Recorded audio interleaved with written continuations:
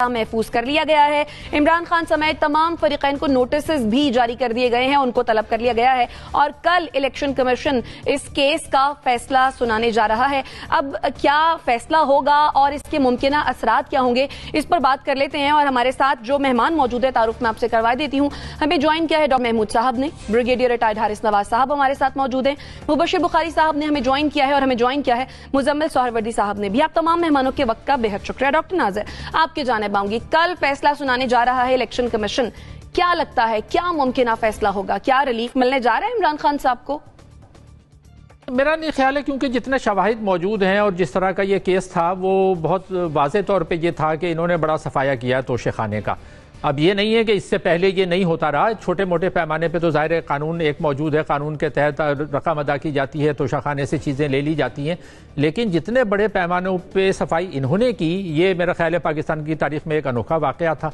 और दूसरी बात यह कि अगर इनसे हो भी गई थी ये गलती, ये तो खान साहब का ये तरीका रहा है कि ये कभी मानते नहीं हैं। अगर हो गया तो ये चीज़ों को बहुत वाज़े तौर पे बयान कर देते कि भाई ये कुछ हुआ, लेकिन ये मुसलसल एक उसको कहते हैं स्टेट ऑफ डिनाइल में रहे, इनकार की सूरत हाल में रहे।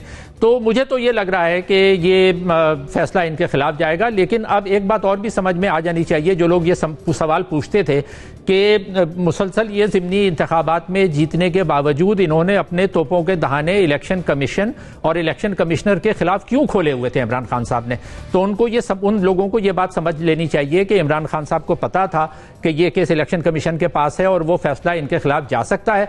तो इसीलिए इन्होंने इलेक्शन में जीतने के बावजूद इलेक्शन कमिश्नर के बारे में मुसलसल सवालात उठाए और ये कहा कि ये अगर इलेक्शन कमीशन जानिबदार होता तो ये इलेक्शन नहीं जीतते। लेकिन ये बार बार उनकी जो दयानतदारी है इलेक्शन कमिश्नर साहब की या गैर जानिबदारी है, उसको जो इन्होंने निशाना बनाया, उसकी वजह ये थी।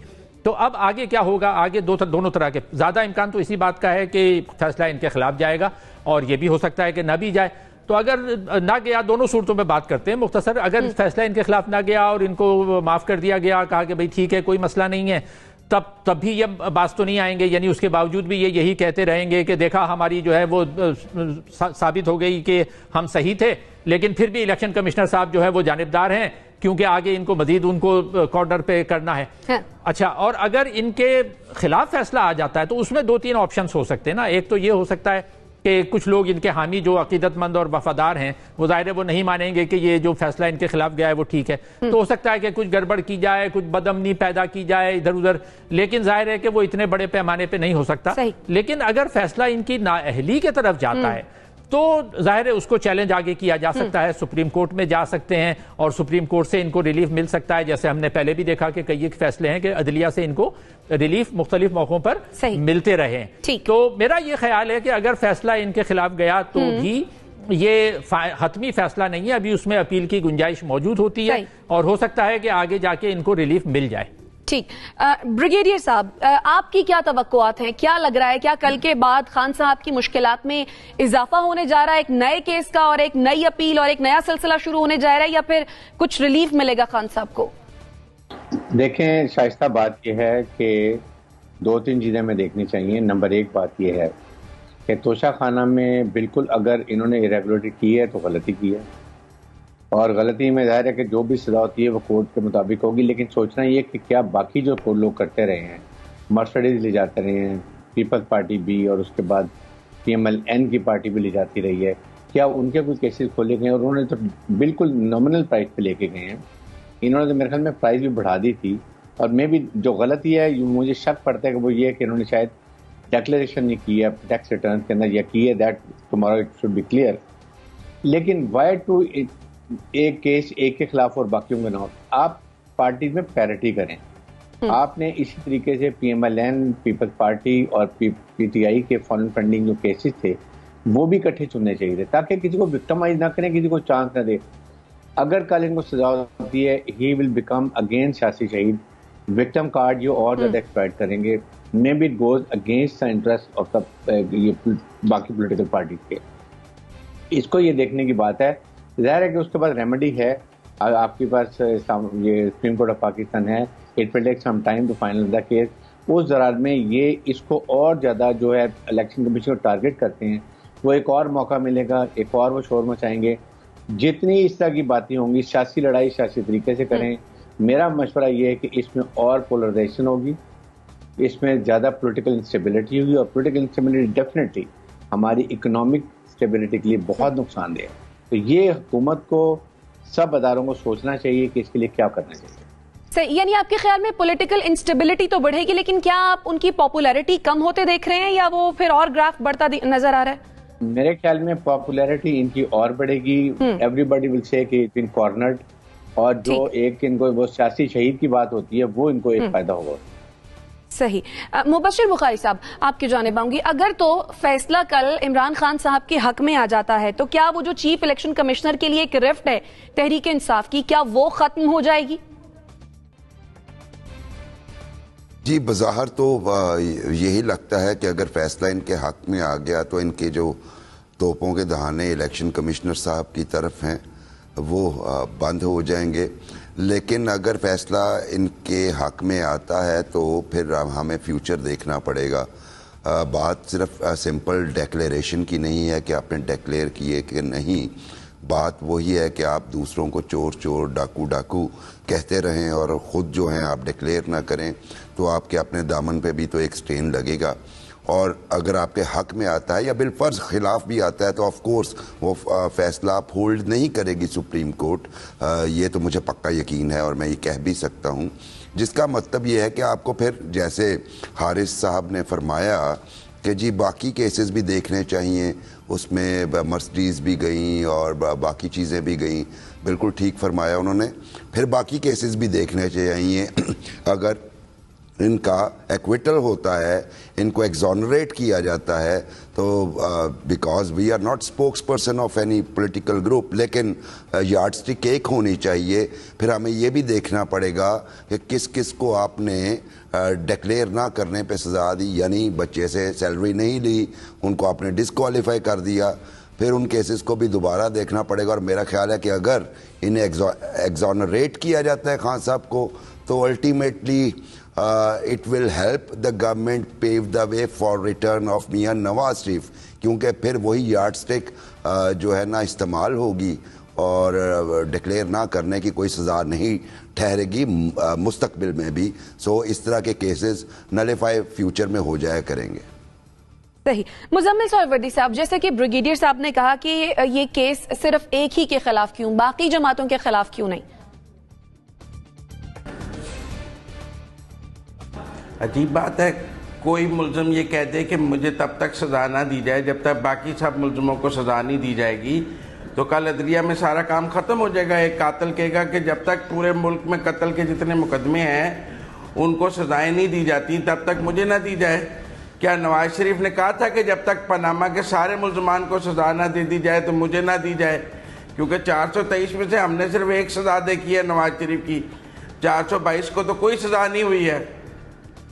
तो ये एक अजीब मंतक है कि जी मुझे जिसको सजा मिलेगी वो तो कहेगा ना कि मैं ही क्यों, पूरे पाक पर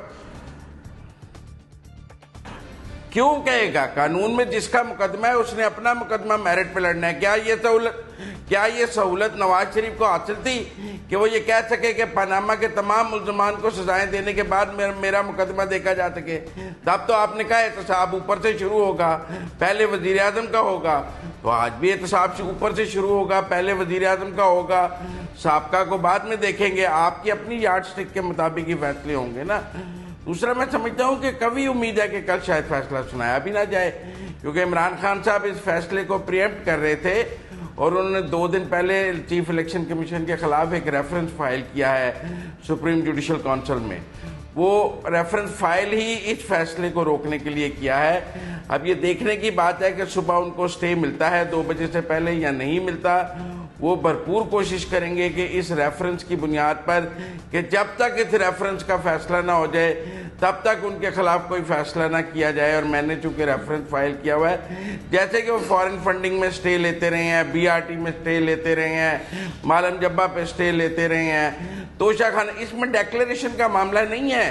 बहुत सारी चीजें तो वो बगैर पैसों के ले गए हैं। जिनमें काफ लिंक्स हैं, टी शर्ट्स हैं, ऐसी चीजें हैं जिनके वो पैसे ही नहीं देके गए और अब कहते हैं कि मैं 7 गलती से ले गया हूं, डिक्लेयर नहीं कर सका, पैसे दे नहीं सका, गलती हो गई, मौके पे पैसे नहीं जमा करा सका।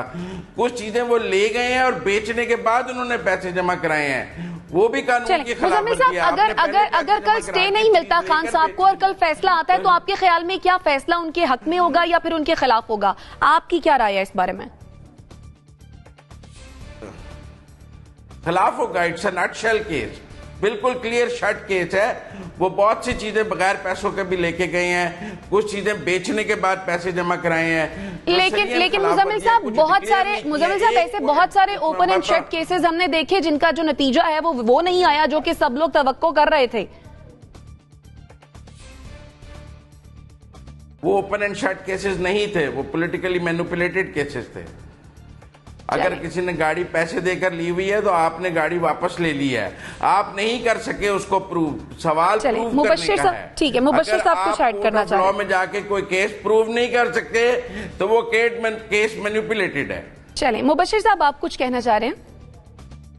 जी, मैं सिर्फ ये अर्ज करना चाह रहा हूँ, जो हम ट्रेंड्स देख रहे हैं माफ़ी के साथ और ये कहने का मतलब जुर्रत भी रखते हैं, पाकिस्तान में लॉ जो है वो आम आदमी के लिए रह गया है। हम सब गलत फहमियों में मुब्तला हैं। ताकतवर लोगों को का ना एहतसाब होता है, ना लॉ उन पे, और जिसकी लाठी चलती है वो दूसरे को गिराने की कोशिश करता है। अगर कल फैसला इमरान खान साहब के खिलाफ आ भी जाए तो आपको पता है जिस तरह उन्हें रिलीफ मिल रहे हैं। So nothing to worry for the future. इसलिए मुझे ये लगता है कि अव्वल तो बात ठीक है कि सुबह अगर स्टे हो गया तो फिर ये लटक जाएगा, ना हुआ फैसला आएगा तो 3 दिन में उस पर भी हो जाएगा स्टे के ओके अब हम सुन रहे हैं, और फिर उसके बाद बड़े आराम से उन्हें रिलीफ मिल जाएगा। सो इतना कोई बड़ा मामला नहीं है। चलें ब्रिगेडियर साहब, डॉक्टर नाजिर साहब का कमेंट ऐड करूं फिर आपकी जाने बात हूं। जी डॉक्टर नाजिर। ये मैं ज़रा जो मुबश्शिर साहब ने अभी बात की ना कि कानून जो है वो सिर्फ गरीबों के लिए है, इसमें किसी हद तक तो सदाकत है, लेकिन पूरी तरह से मेरे ख्याल में ये बात दुरुस्त इसलिए नहीं है कि अगर कानून सिर्फ गरीबों के लिए होता तो यहाँ पर बड़े बड़े लोग, साबिक़ वज़राए आज़म और बड़े सियासतदान, जिस तरह से बेनज़ीर भुट्टो साहिबा अदालतों के चक्कर काटती रहीं छोटे बच्चों को लेकर, वो कानून का ही तो इस्तेमाल किया जा रहा था। ज़ाहिर साबिक़ा वज़ीर आज़म थी, लेकिन उनको तो जो लोग बालादस्त थे उस वक्त, जो हमारे माशरे के बालादस्त लोग हैं, वो कानून को भी इस्तेमाल करते हैं। और बड़े सियासतदान जब उनकी गुड बुक्स में नहीं रहते तो उनको न सिर्फ ये कि कठहरे में लाया जाता है, जिलावतन किया जाता है, फांसियां दी जाती हैं, तो कानून जो है कानून मोड़ लिया जाता है। किसी ने कहा ना कि मोम की नाक की तरह उसको मोड़ लिया जाता है, और जिसको निशाना बनाना है बना लो और जिसको माफ करना है। लेकिन डॉक्टर नाजिर, कानून बालादस्त भी फिर उन्हीं लोगों के लिए होता है जो कि जो अहलियत रखते हैं इसकी। ब्रिगेडियर साहब देखें, शाइस्ता, कानून बिल्कुल अमीर लोगों के लिए है। यही जितने पॉलिटिशियंस हैं अगर कोर्ट्स के चक्कर लगाते हैं, ultimately what is the result? Every time इनकी फेवर में। और सेकंड ये कि अगर इमरान खान को का सजा होती है, it will add complications to the return of prime minister, ex prime minister Nawaz Sharif, क्योंकि जो एक फिदा लग रही है वो इससे लगेगा काफी मुश्किल हो जाएगा। सही। अब मुमकिन फैसला क्या आता है ये तो कल 2 बजे पता चलेगा। नाज़रीन, छोटी सी एक ब्रेक लेते हैं और फिर वापस आते हैं। Stay with us.